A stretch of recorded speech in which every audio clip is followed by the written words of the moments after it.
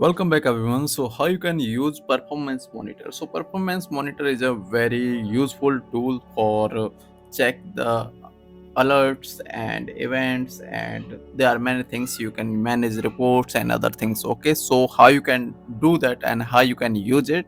First of all, go to the start bar and search here performance monitor.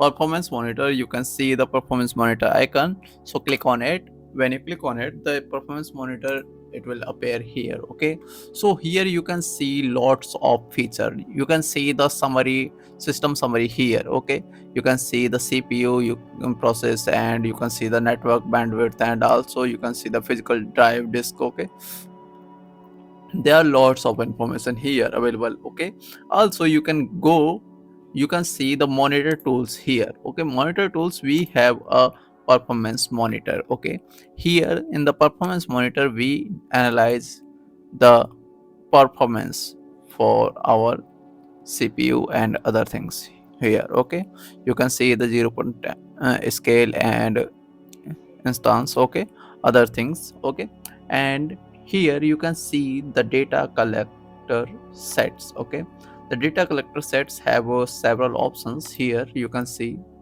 Okay, user defined and system based. Okay, user defined, system based, they are both different thing. And because if you go to the system based, you can see system diagnostic and system optimizes, system performance already running, so you can stop it from here. And also you can see the event trace session. Okay, so these all are events that happening currently. Okay, and also you can see the startup events here from, and also you can manage the report session from here, by the user and the system. Okay, you can see here and you can see here. So we have lots of things to analyze if you want to.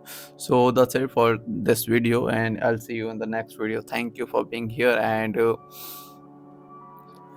please subscribe this channel if you like this video. Thank you.